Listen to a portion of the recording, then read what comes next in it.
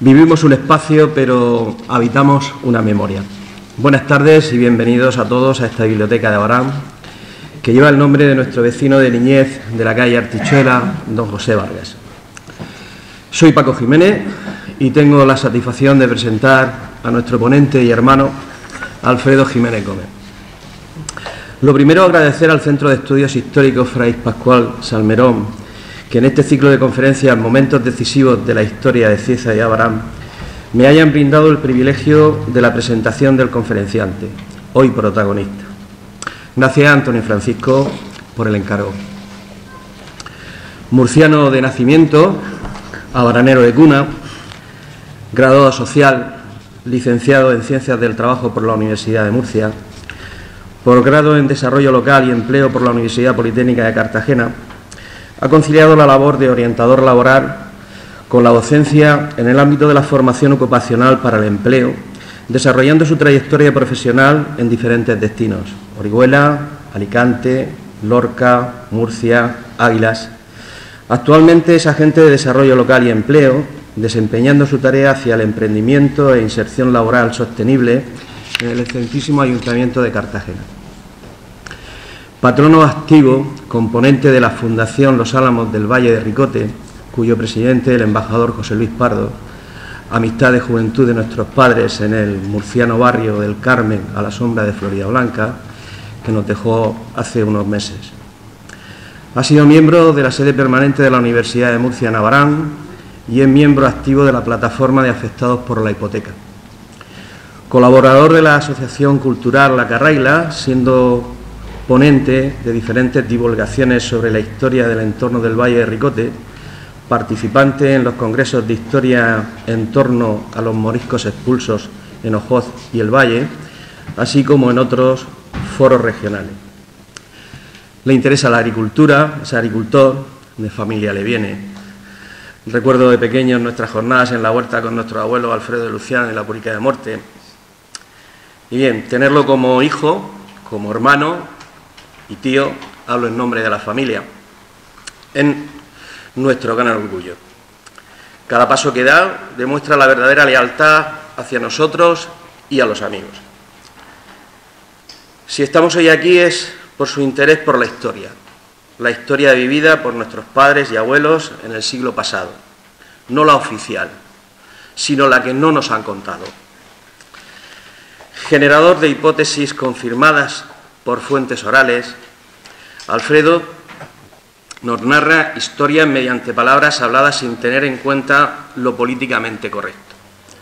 Dedica mucho tiempo buceando entre periódicos, libros, documentos y personas con grandes vivencias, que dan justificación a todos estos testimonios. En ocasiones, navegó entre esas páginas de historia sin contar información que no buscaba, lo han encontrado a él.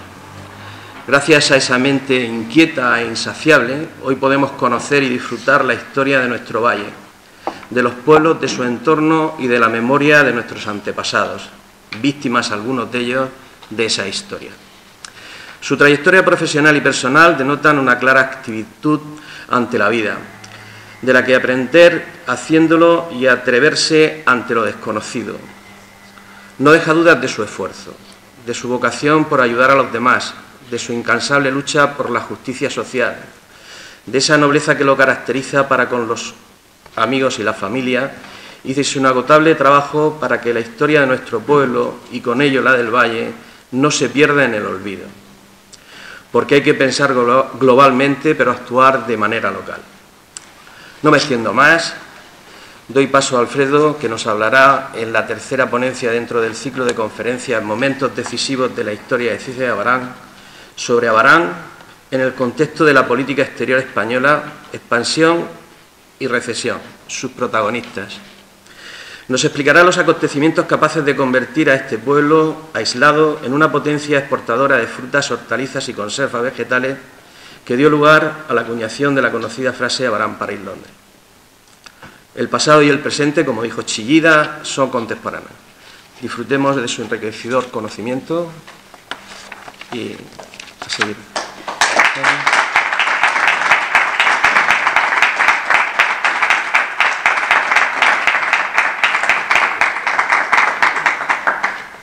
Estoy descolocado ahora mismo. Era una sorpresa, ¿eh? Ya hablaré yo con quien debo cuando termine esto. Y ¿quién habla ahora? No. Así puesto en un folio parece mucho, pero he ido a salto de mata. Yo vivo de mi trabajo y esto es la afición de los fines de semana y las vacaciones. Tengo objetivos, voy por programas y me tienen que renovar trimestre y año a año, con lo cual mi esfuerzo es en ser productivo en lo que me pagan la nómina. Esto lo hago por gusto, si me obligan no lo hago, pero es que me gusta. Entonces, cuando me recibo un encargo de la Fundación Fray Pascual, de Francisco José Salmerón, de Antonio Francisco Gómez, de Pascual Santo, bueno, pues se junta un poco el hambre con la gana de comer. Entonces, es verdad, a veces busco cosas y a veces buscando unas cosas vas a por liebre y vienes con perdices. Y un poco a ciegas te vas haciendo con un mapa distinto al del relato oficial de Labarán, París, Londres. Hay otro relato de personas que han padecido la historia y que voy sacando. Entonces, si algo caracteriza a Barán es que hablo del siglo XX. Barán tiene una historia centenaria, milenaria. El salto, lo mejor y lo peor del siglo se han juntado en Abarán, pero con una especificidad propia, porque Abarán abrió mercados, se arriesgó fuera, sin conocimiento de idiomas, sin formación económica, sin seguros de comercio exterior, sin instituto de fomento, y se plantaron en los mercados con más atrevimiento que ciencia. Y eso hay que destacarlo. Esto, si lo hubiera hecho otra población, estarían celebrando congresos y aquí personas humildes que empezaron sin capital y sin herencias, aprovechando las coyunturas y las ventajas que ofrecía la neutralidad española, pues fueron abriéndose camino y utilizando las infraestructuras que el capital extranjero iba estableciendo en España por su interés. Una provincia periférica como es Murcia, de un país periférico en Europa como es España, se puso a la cabeza en el coeficiente de apertura externa de las exportaciones españolas en el primer tercio del siglo. Y eso lo hizo este pueblo, entonces con 4.000 habitantes y con gente atrevida.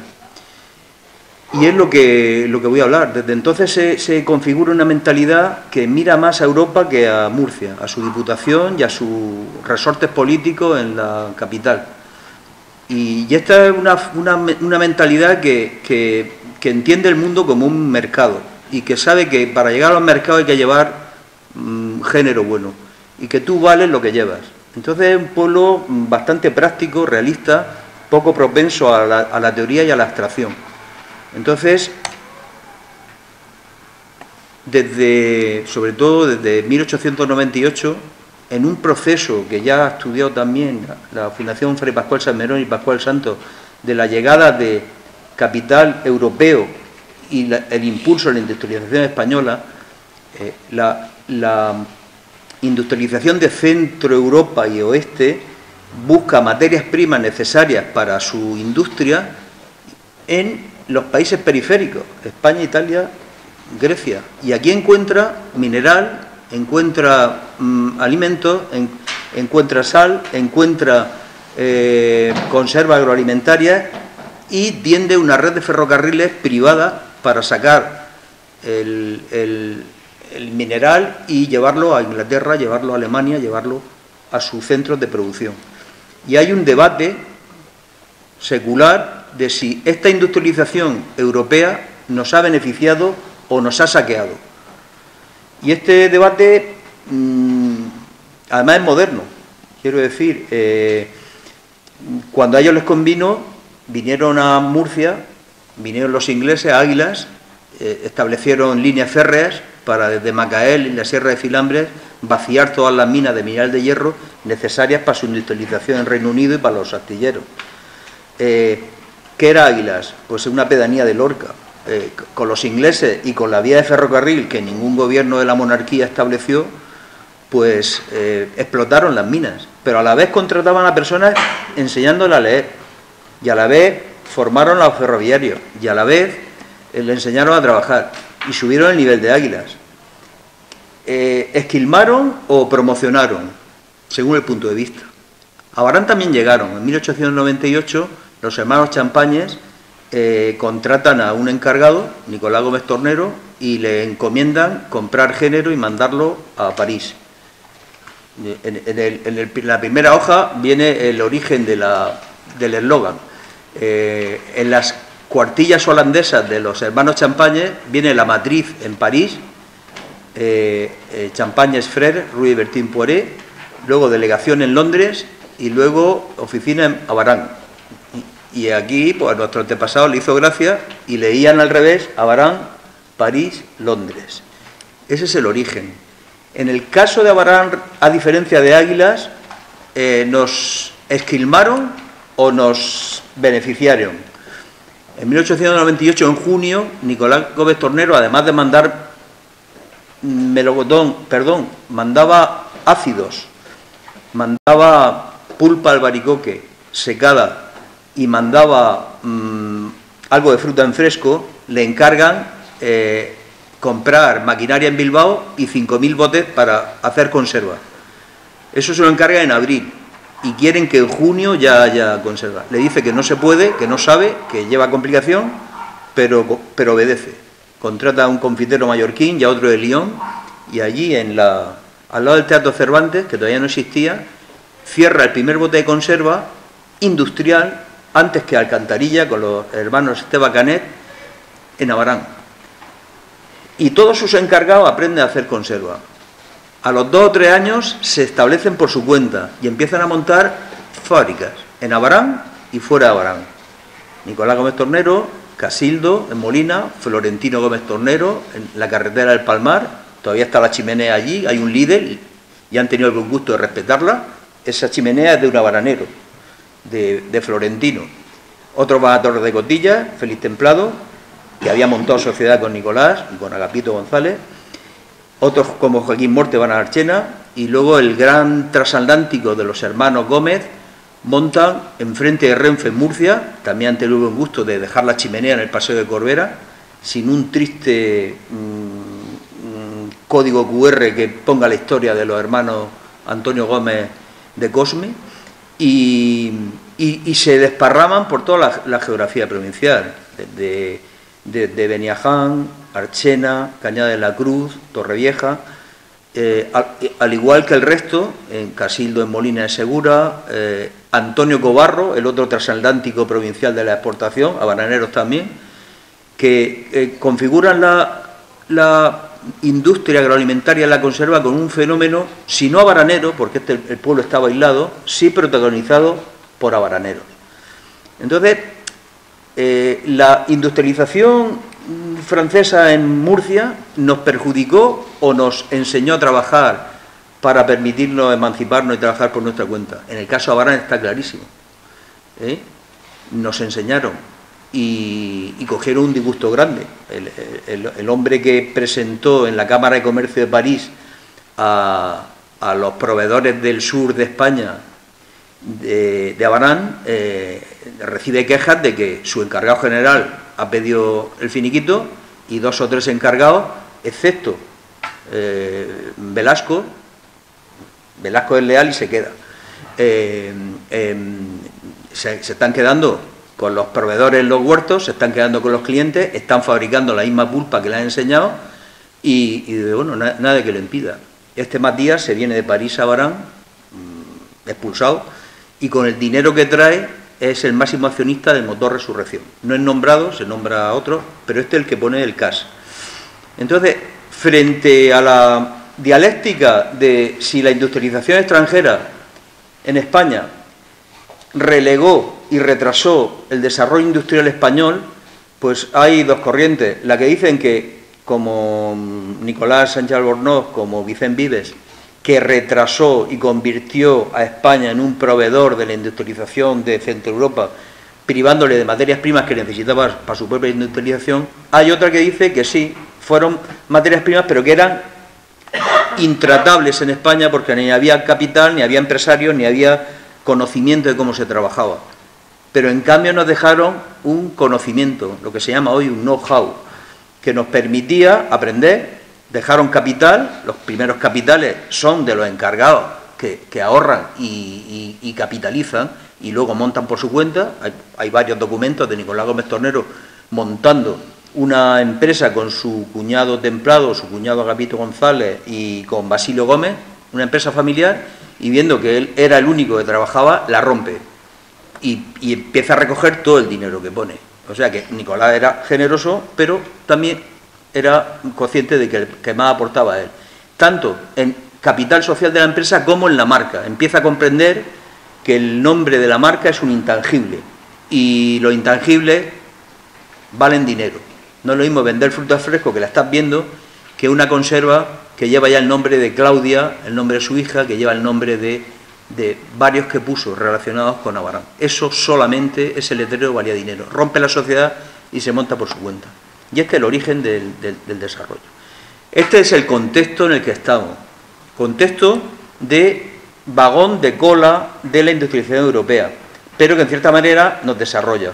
El contexto este contexto económico viene forzado porque en el 98 se pierden las últimas colonias de España en las Antillas. Se pierde Filipinas, se pierde Puerto Rico, se pierde Cuba y tocamos fondo. Entonces el debate del 98 aquí se hace eterno, se hace lacrimógeno, pero mientras tanto en el arco mediterráneo, en Cataluña, en Valencia y sobre todo en Murcia, se trabaja por perfeccionar la industria y aumentar los mercados extranjeros. Y el coeficiente de apertura externa aumenta en la provincia de Murcia respecto al resto de España. ¿Con qué? Con el ferrocarril, que nos acercó a Europa, se tardaba 15 días en llegar a París con un tren. En cambio nos acercó a Cartagena. Y en Cartagena estaban los vapores y los transitarios, y ahí es donde, un poco al azar, se empiezan a mandar envíos a donde las rutas de los vapores llegaban. Entonces se llega a Glasgow, se llega a Edimburgo, se llega a los países nórdicos, y es donde los emprendedores baraneros, sobre todo dos, Nicolás Gómez Tornero y sobre todo Antonio Gómez, empiezan a abrir mercados y, una cosa importante, en vez de pagar los fletes a compañías extranjeras, montan su propia compañía de distribución, la Fletadora Murciana. Origen del despegue económico de Abarán y Murcia y origen también de la represión de posguerra contra Antonio Gómez por parte del artífice de la financiación del golpe de Estado, como fue Juan March, aquel último pirata del Mediterráneo que tuvo medio siglo para escribir la historia, pero que antes de la República ya era un conocido contrabandista, vendedor de armas a los rifeños de Marruecos y competidor de tabacalera con su fábrica en Argelia. Un prenda, un perfil, pues es un enemigo del pueblo, que luego se hizo el dueño. Y este le había echado el ojo al capital de Antonio Gómez, también miró a Nicolás, pero Nicolás había estado en Partido Agrario y Antonio Gómez había estado como amigo de Gregorio Marañón apoyando a la República, apoyando sus modernizaciones como vicepresidente de la Cámara de Comercio y Navegación de Murcia, junto a Adrián Viudes y a Joaquín Cerdá. Entonces, este hombre tenía peso político, peso económico, y cuando no perdió una guerra, le pasó una guerra por encima como a tantos, sufre la represión económica y sufre el segundo ninguneo, que es el olvido histórico de su figura. Este es el contexto, y el contexto es el de retraso de los gobiernos de la Restauración, que no crean infraestructuras, no fomentan la economía y son legatarios de la corrupción de los gobiernos de la monarquía. Esto, más la guerra de Marruecos, trae el malestar social, guerra de Marruecos, a la que los hijos de familia de Abarán, conserveros, terratenientes, propietarios, pagaban por no ir, mientras que el pueblo ya no le tocaba ir. El escándalo del desastre anual, no quiero entrar en cuestiones de sangre, pero aquello tambaleó la monarquía y produjo el advenimiento de la República para solucionar de una vez por todas el retraso secular de España. Luego pasó lo que pasó, pero el origen, parte, es este. El contexto histórico, el desarrollo local El desarrollo local del Valle de Ricote, desde los moriscos, fue siempre de los recursos propios. La fibra vegetal, el tratamiento de esparto, las frutas desecadas, el albaricoque al sol, muchos productos que se secaban y se mantenían en conserva, las salazones. Hay un modelo de desarrollo que es el desarrollo endógeno, con productos propios, tratado artesanalmente, con poca inversión de capital y distribuido en proximidad. Y este es un desarrollo propio de los pueblos del valle desde la expulsión de los moriscos. Y luego hay otro desarrollo exterior, exógeno, llegada de capital exterior con métodos industriales, aplicando mucho capital y métodos de lo que es el taylorismo, fabricación industrial y bueno, pues jornadas de trabajo, concentración en fábricas. ¿Cuál es la característica de Abarán? Que es un desarrollo endógeno porque se exportan los productos locales, pero con una metodología exógena, con capital extranjero, con desarrollo fabril y con venta no de proximidad, sino a mercados internacionales. Entonces, es la singularidad, un pueblo encerrado en sí mismo, en sus tradiciones y en su hacer ancestral, que de pronto se abre al mundo en una década y se planta en Europa. Entonces, esta mezcla de apertura al mundo y encerrarse en sí mismos con la tradición es un contraste que engancha y que se produce en muy pocos sitios. Esta forma de hacer de desarrollo no es mantenible. La industrialización de Europa son 50, 60, 70 años. España, la protoindustria es en 10, 15 años. Y eso, si no es con metodología propia, planificación, formación de los trabajadores, aquí se aprende de aluvión, con mucha intuición. Cuando han aprendido los encargados de los champañes, es raro que no haya una plaza de los champañes en Abarán. Como me decía Raúl, el presidente de la Carraila, a los champañes le dijo una palabra balanera. Si les quitan los clientes en los mercados, si los proveedores en los huertos, si le vende a los mismos clientes que le vendía antes cuando estaba trabajando, si a los operarios de la fábrica de los champañes te los lleva a tu propia fábrica, eso los jorobaron bastante. Entonces, hoy tú, si terminas de ejecutivo en una empresa, firmas un contrato de que en 3, 4, 5 años no puedes trabajar en el mismo sector. Entonces sí se podía. Entonces los champañes nos enseñaron y les dimos la espalda. Entonces, montaron en cólera, pero ahí viene, con ellos empezó todo. Y estas son las características del desarrollo industrial de Abarán. Entonces el desarrollo no es un desarrollo de mandar a lo más normal, mandar al arco del Mediterráneo, Valencia, Cataluña, de mandar a los mercados interiores, porque la fruta era un producto de lujo. La naranja fresca se vendía en París y se servía en la ópera, en los descansos, en bandejas partidas en trozos. Eso era una delicatessen. Todo el mundo no podía comprar fruta y las conservas lo mismo. Entonces, el mercado interior no tenía nivel ni renta para poder comprar tus producciones y elaboraciones. Por eso se manda al extranjero, donde la renta es mayor y donde la carestía de la mano de obra no existe y la materia prima es abundante. El Valle de Ricote era de naranja sanguina y de ácidos. ¿Qué ocurre? Que en el momento que se ve que el albaricoque tiene más precio que la naranja sanguina, se arrancan los naranjos y se plantan albaricoques. Villanueva, Ulea, que era lo mejor, Archena. Y los proveedores de Archena son los que sirven a la fábrica de aquí. Y Abarán duplica su población. Entonces, no sabemos, porque no hay estadísticas, de la influencia de la apertura de mercado.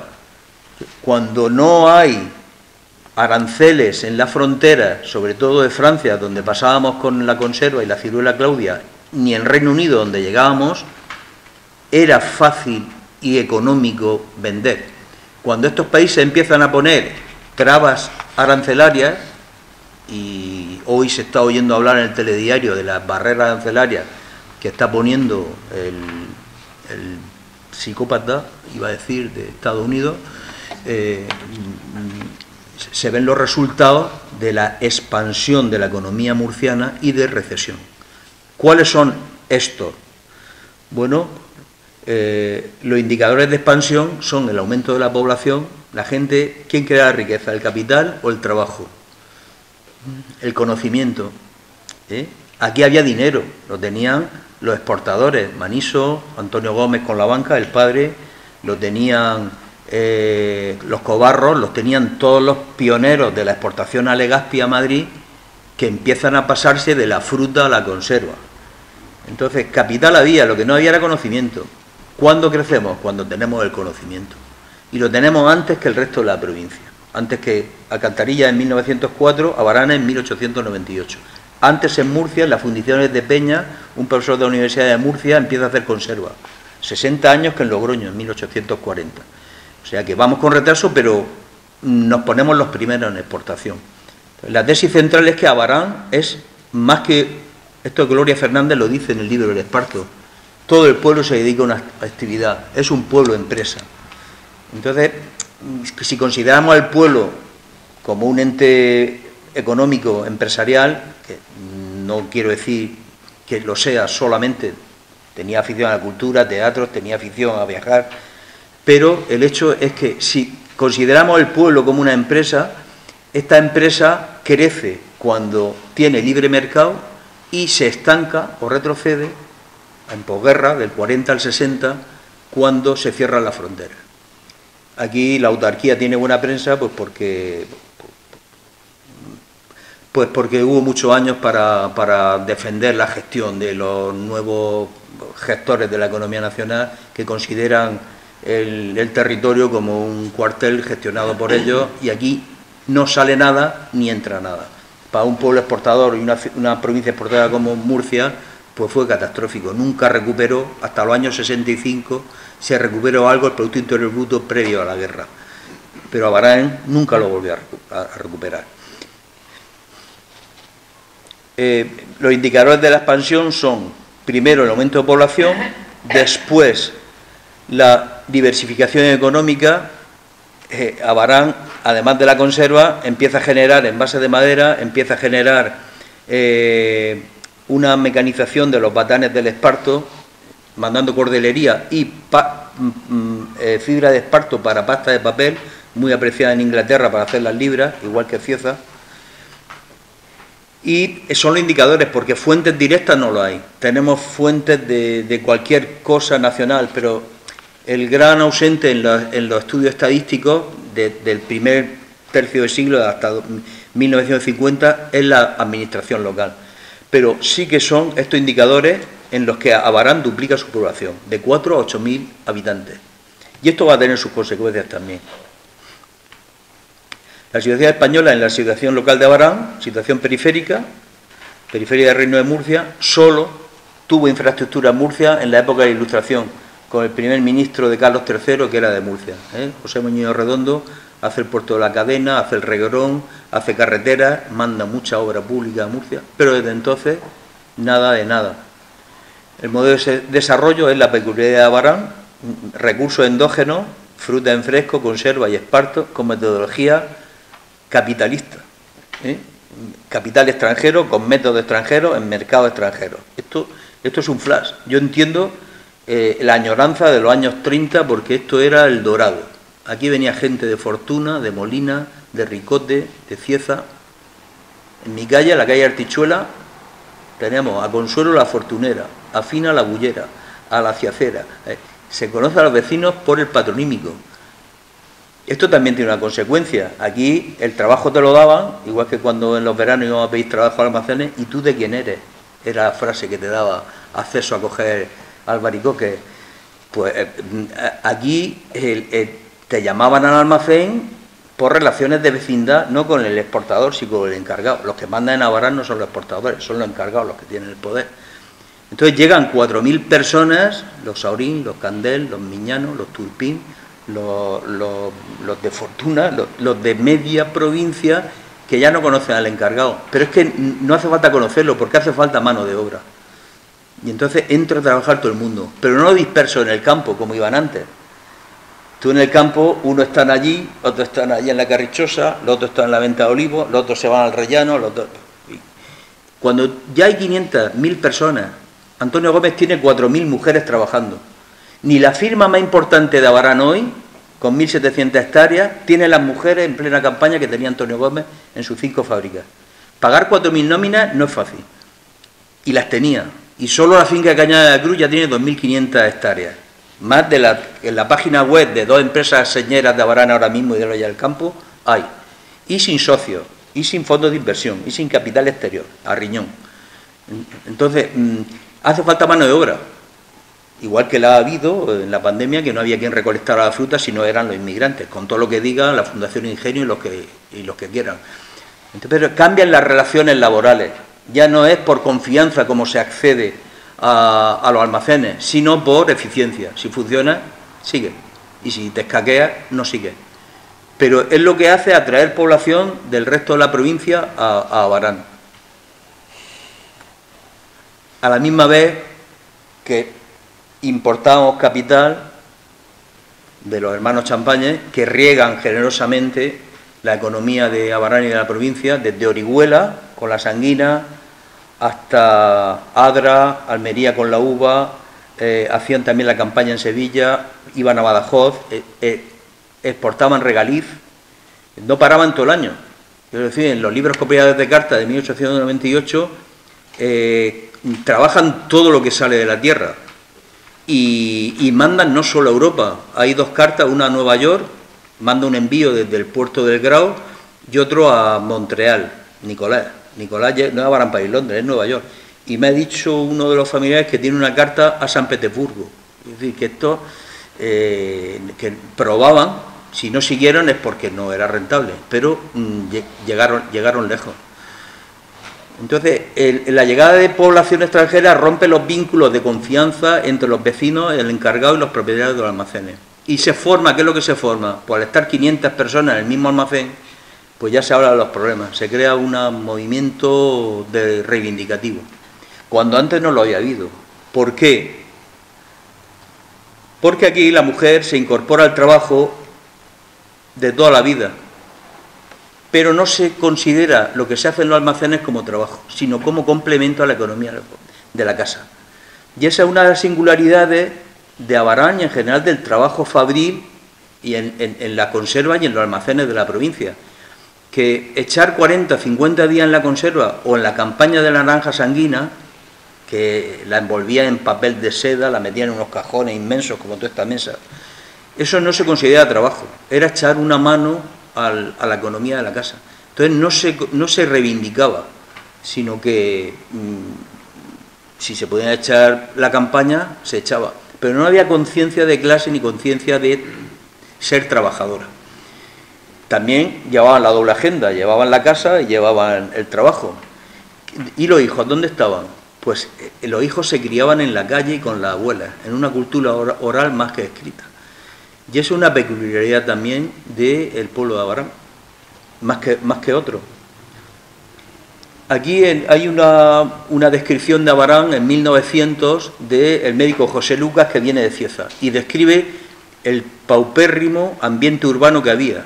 Las calles de tierra, sin alcantarillado, cuando llovía no se podía transitar en 3 o 4 días. Era importante tener caballería para poder llegar a la huerta y sacar los géneros, las casas con las cuadras cerca. El pueblo era un poema. Y cuenta que en 10-15 años se mete la luz eléctrica, empieza a hacerse un alcantarillado, se trae agua de la Fuente Benito, el estirón que pega urbanamente a Abarán es brutal en los primeros 15-20 años. ¿Con qué? Con riñón financiero. ¿De quién? Si no hay impuestos, no hay contribuciones. ¿Qué hacen los exportadores que van a hacer la faena a Logroño, al Bajo Aragón, a San Sebastián? Firman avales al ayuntamiento para electrificar, para urbanizar, asfaltar. Adeuda el ayuntamiento 250.000 pesetas, ellos salen de avalistas y luego no se puede pagar el préstamo. El ayuntamiento de Abarán está endeudado desde la época de Primo de Rivera. Pero las firmas que avalaban a la banca de crédito local, que entonces funcionaba, le valía. Vino la guerra y no se devolvió el préstamo, no sé qué pasó después. Pero desde Primo de Rivera, el ayuntamiento de Abarán firma un crédito de 250.000 pesetas. Una peseta entonces pueden ser 150 de ahora. 150 euros, aplicando el IPC de la serie histórica del año 30 hasta el 2000, pues una peseta pueden ser 150 euros ahora. Fijaros lo que suponía un empréstito de esta clase para un ayuntamiento como el de Abarán, sin apenas contribuciones. Bueno, pues este periódico liberal explica muy bien la situación de Abarán y el estirón que da. ¿Cuáles son los indicadores del crecimiento? Pues esto, la población. Desde Abarán no es el pueblo más grande del Valle de Ricote. Abarán es un núcleo con 2.000-3.000 habitantes desde 1800. ¿Cuándo empieza a crecer? Pues aquí se ve de 1800, 1900. Este gráfico lo he puesto. Es de mi primo Joaquín Caballero Soler y ha tenido la cortesía de dejármelo. Bueno, pues a partir de 1910 empieza a crecer y de 4.000 pasamos en 1940 a 8.000. Con la autarquía de posguerra sigue creciendo, como dicen los economistas, crece aceleradamente, y a partir del año 60, cuando llega el plan de estabilización y las instituciones mundiales como el Fondo Monetario Internacional y el Banco Mundial recomiendan al régimen, que ya entran los tecnócratas del Opus Dei, a que abran la economía y permitan las exportaciones y permitan las importaciones de capital cuando llega el turismo, vuelve a crecer. Para entonces Abarán había perdido su ventaja competitiva en la conserva y en varias actividades, y ya tiene competencia en Molina Segura, en Alcantarilla y en Murcia y toda su huerta. Pero este estirón no lo tiene nadie. En población, en obra pública y en ocio y cultura, con la construcción de teatros, programación de plaza de toros y demás.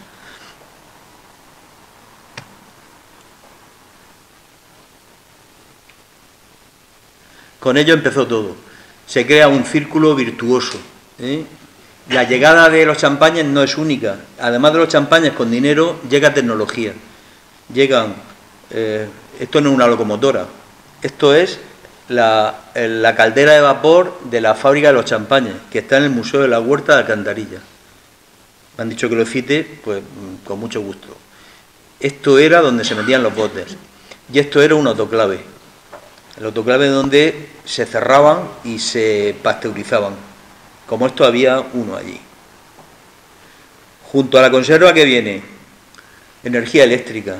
La energía eléctrica se la da a Abarán, la fábrica del Menjú. Joaquín Payano es de Abarán, pero como si lo fuera, porque da servicio a Abarán desde 1905. La rentabilidad del negocio, ¿qué hace? Hace que la liquidez y el excedente que tienen los empresarios de Abarán monten otra central eléctrica. Primero compran los derechos de los Sagrados Corazones y luego hace el salto del Jarral, con la historia mítica de los ingenieros belgas que decían que era imposible y la famosa arca de onzas de oro de... Pues no es un disparate. Cuando en la guerra del 14 se llevaban los vapores a Inglaterra, no se cobraba en libras, se cobraba en metal oro, porque el comercio internacional estaba mal. Se falsificaban libras para hundir a la economía, era parte de la guerra mundial, en la del 14 y sobre todo en la Segunda Guerra Mundial. Alemania falsifica libras para hundir la economía de los aliados. Y al final distinguen las libras buenas de las malas, porque las libras buenas eran de pasta de papel de esparto, de Cieza y de Abarán, y sobre todo de Águilas, donde lo cocían en calas, como la cala del Cocedero y demás. Pues la existencia de luz que permite, pues a los batanes de macear esparto, meterle luz, tirar motores de elevación de agua en las acequias, y desde Cieza se crea el motor Calvo Sotelo, viene el político y abogado del Estado a Cieza, y desde Abarán se tira la impulsión de agua más alta de España. Esto enervó a los regantes de Murcia y de la Vega Baja, y el motor El Triunfo. Nosotros vemos la historia de Abarán, pero si se ve desde Cieza, desde Murcia o desde Callosa, desde Almoradí, eran años de sequía, años de llegada a España de la segunda de la crisis del 28 y es época de hambre, y encima viene poca agua porque se esquilma en la Vega Alta, y hay unas manifestaciones brutales en Murcia, casi 10.000 personas de Callosa, Almoradí, Dolores, Bigastro, Catral, Rafal, Redován, Orihuela, media Orihuela viene a Murcia, más los regantes de Orihuela. Una semana después se hace en Cieza otra, también brutal, se juntan 8.000 personas en la Plaza de España, se llamaba Ensanche antes, y desde Abarán van 5.000 personas andando hasta Cieza. Aquí no sale una novela, aquí sale un documental. Y al llegar al Menjú sale Joaquín Payá, que era diputado, y lo acompaña. Y hacen uso de la palabra, esto ya lo he dicho en alguna otra charla, hace uso de la palabra Joaquín Payá por Cieza y por Abarán Luis Carrasco, joven abogado, y don Isidoro Gómez, abogado y orador muy bueno. Defendiendo las causas de la Vega Alta, que lo dicen. Esto no es una acequia de Murcia, llevamos 300 años regando con prelación de uso respecto a Archena, Murcia, Beniel y Orihuela, y se arma una gorda, hasta que tienen que recurrir al ministro. Desde Orihuela escribe el tío Verdades,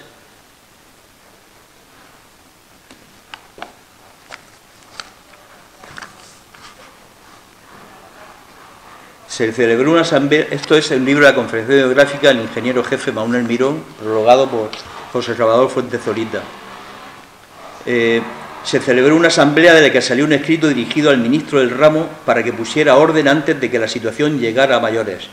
Desde Orihuela y con la firma del tío Verdades se hizo pública una nota de prensa que con total indignación denunciaba los abusos que se estaban cometiendo en la Vega Alta, a lo que había que responder masculinamente, ya que se consideraba peor que los presos sometidos a pan y agua.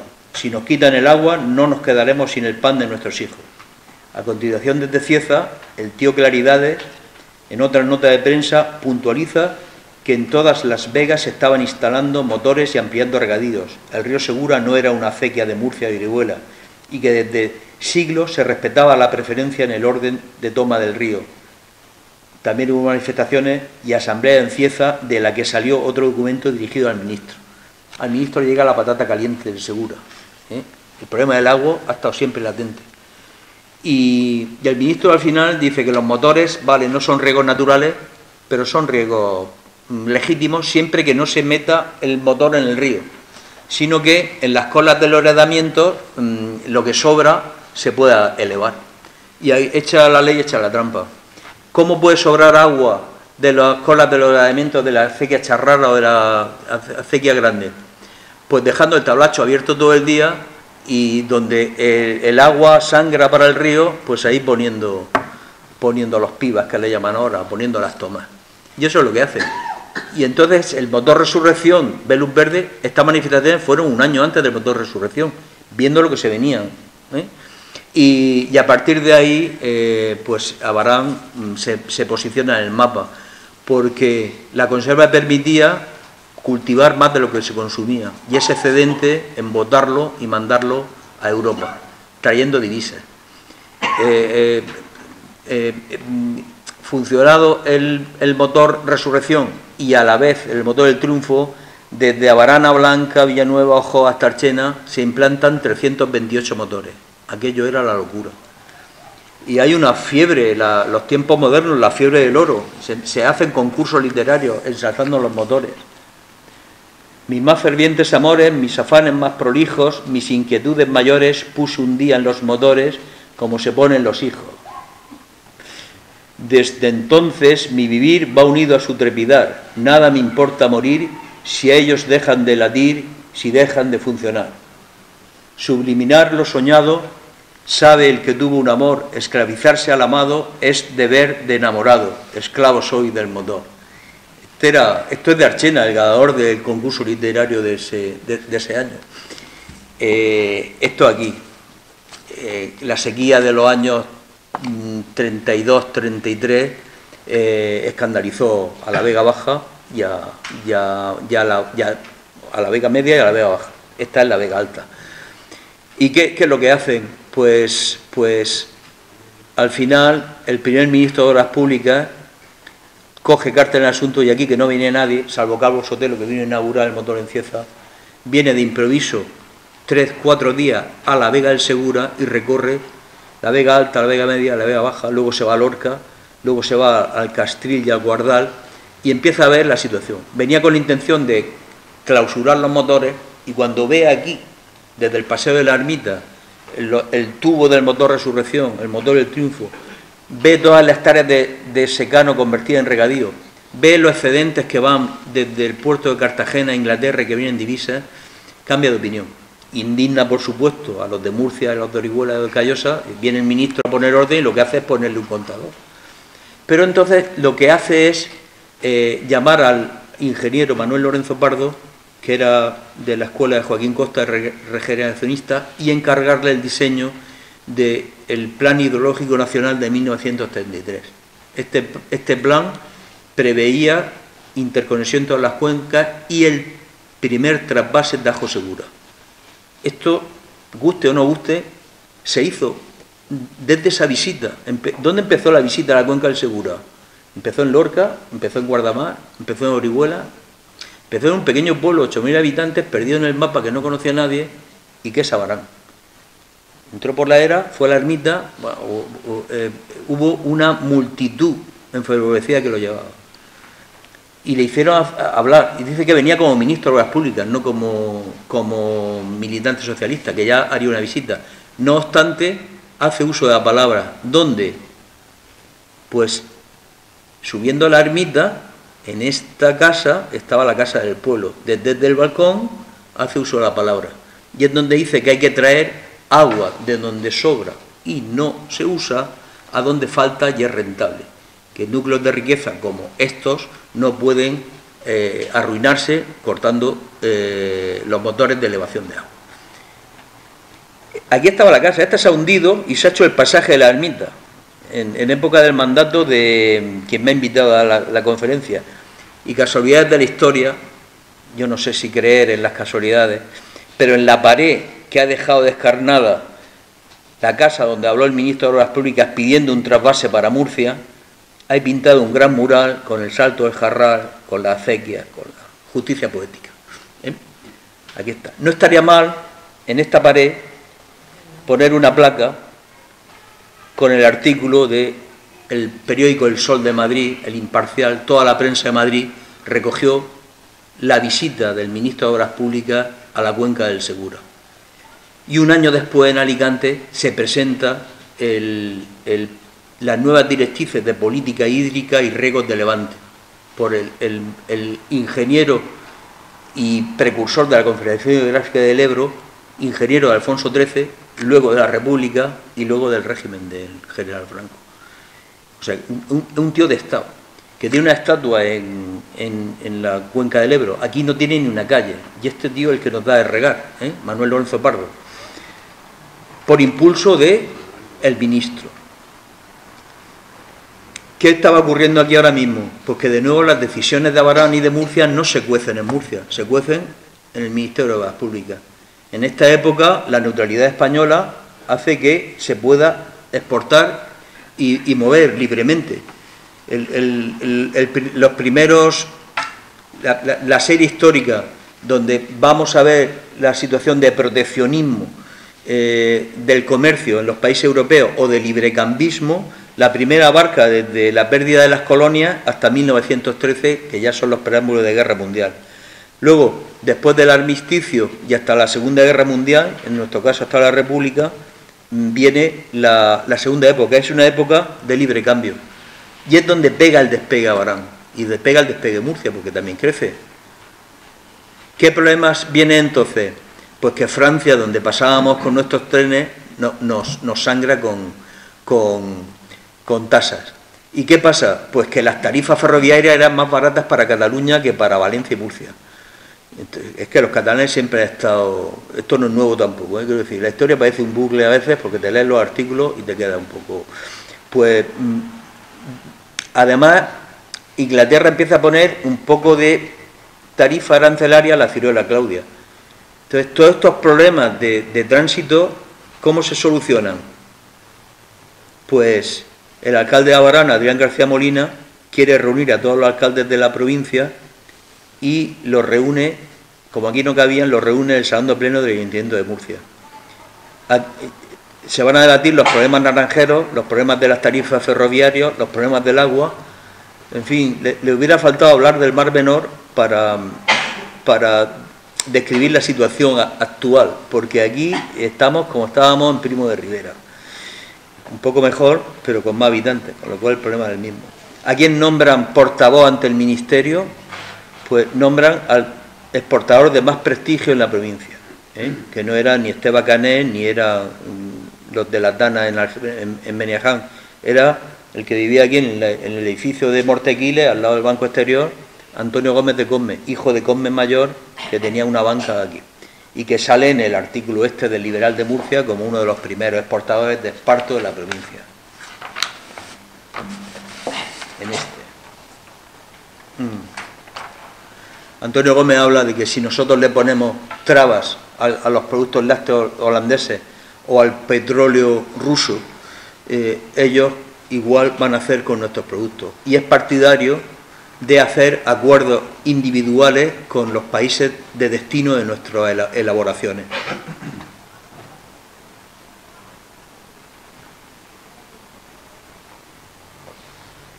Esta es una época de captación de capitales y es una época de desarrollo de la obra pública en Abarán.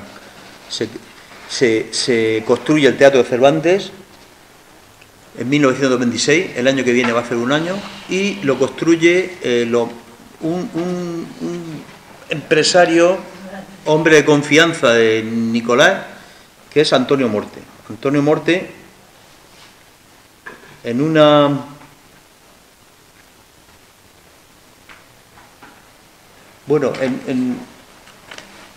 un periódico de La Rioja de 1910 es entrevistado y habla de las 5 cuadrillas con 100 trabajadores que van de Abarán a Albelda, Arnedo, todos los pueblos del Bajo Aragón, donde trabajan la ciruela. Y describe la situación de Abarán. Y explica que es un pueblo con periódicos, con un teatro, todavía no estaba hecho el Cervantes, y que además de los 100 trabajadores que iban desde Abarán, contrataban 300 para recolecta y de envasado. Los pueblos de La Rioja donde la ciruela la han comprado han sido Calahorra, Cuel, Autol, Arnedo, Arnedillo, Albelda, Vigueras. Bueno, hay bastante prensa nacional donde se describen los pasos de la actividad de los abaraneros. En esto llega la República, llega el golpe de Estado, llega el aislamiento de la República por parte de las potencias democráticas y llega lo que llega. Las consecuencias es que el año siguiente al término de la guerra se declara el cierre de fronteras. Y la autarquía, lo que era un negocio próspero de exportación, lo ahoga. No hay hojalata, no hay azúcar, no se puede hacer conserva, se vuelve a la conserva seca al sol, lo que hacían los moriscos con la fibra y lo que hacían con los orejones de albaricoque. De siempre ha habido tapas de columpios con albaricoques, con tomate, con productos para secar. Estas conservas eran muy apreciadas y a falta de azúcar y de jarabe o almíbar lo que se hace es pulpa seca.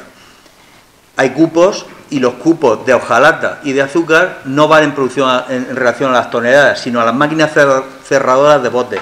Y Abarán no es el que más tiene. Produce muchas toneladas, pero con mucha actividad de horas.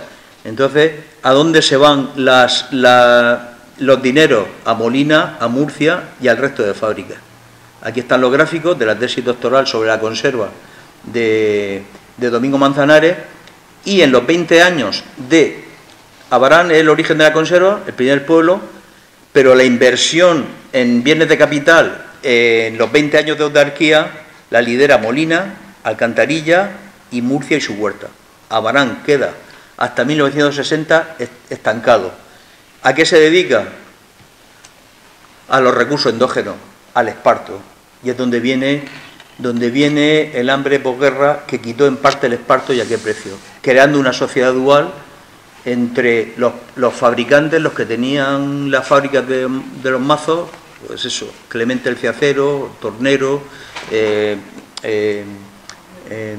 de la Garita, que era Peñaleja, en fin, y el resto, los que iban al monte a por esparto, los arrancadores, los picadores, los hiladores, los rastrilladores, los cordeleros. Había guardias en el monte, había el origen de la Policía Municipal de Abarán, todos estos guardias de la huerta y guardias del monte, que luego se regularizan, se consolidan, como se está haciendo ahora. Y aquí se ven las demandas del monte de Esparto en 1939 a 1960. Lo que se sacaba en subastas de dinero del monte público 39 de la Sierra de la Pila hasta el año 40. Y en el año 39-40 viene aquí y aquí. Se dispara se intenta cambiar la distribución, viene un ingeniero de monte al ayuntamiento y el señor, esto me lo ha dicho mi tío Jesús, es Fuenteoral, propone cambiar el mapa de la Sierra de la Pila, quitar superficies subastables, y don José Ruiz saca un revólver y se lo pone encima de la mesa. Si toca el monte, esta canta. Se va el ingeniero y se sigue subastando el monte público de Abarán. No iba nadie a la subasta, se corría la voz de aquí no entrara nadie. Y entonces el ayuntamiento acudía al remate y troceaba las subastas de monte público entre tú y tú. Esto, bueno, no quiero entrar en temas de posguerra, pero Antonio Cañamón me contaba historias pues también de la Caja de Ahorros de Abarán, de Torrao, de la privatización de monte público. Vamos a hacer una lista vamos a la Sierra del Oro, vamos a hacer parcelas y la vamos a los peticionarios a dar.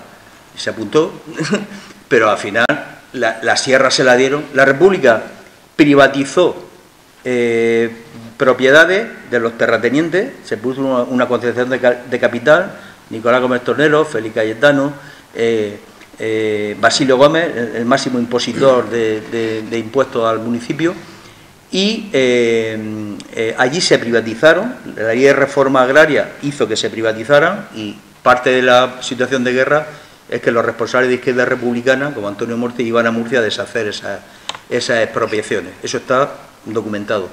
Y bueno, pues la Caja de Ahorros, don José Ruiz, que fue soldado en la República con don Ambrosio y con varios, y en la batalla del Ebro se pasó ya al bando nacional.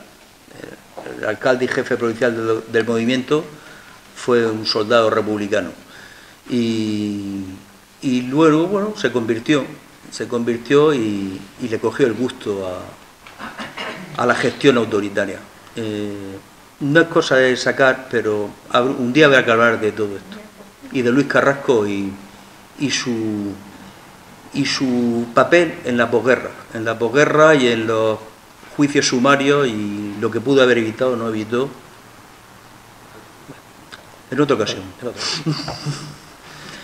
Pues a partir del 60 o el régimen capozaba y se abren las fronteras, y aquí ya vienen los fondos europeos, Felipe González, el chorro de los fondos de cohesión, que aquí pasan de largo. Mientras Cieza, Jumilla, Cejín, Caravaca piden fondos líder, aquí si algo se puede reprochar a la administración independiente de la transición de posguerra es que a Chato Morte se le olvidó pedir fondos europeos. No digo ya que hundiera el Cervantes, el Guerrero, o que hiciera este edificio mamotrético que hasta ahora no se le ha dado uso, sino que se le olvidó que el dinero venía de Europa y que había que pedirlo.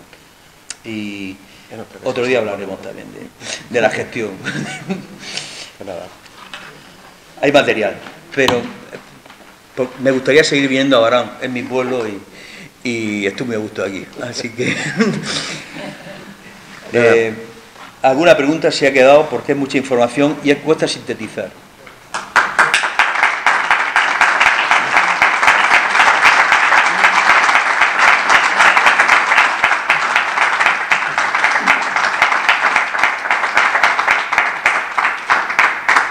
Pues nada, muchas gracias por la asistencia y nos vemos en otra ocasión, que hay bastante material para... ¿Alguna pregunta tenéis que os haya quedado sin aclarar? ¿Algún tema?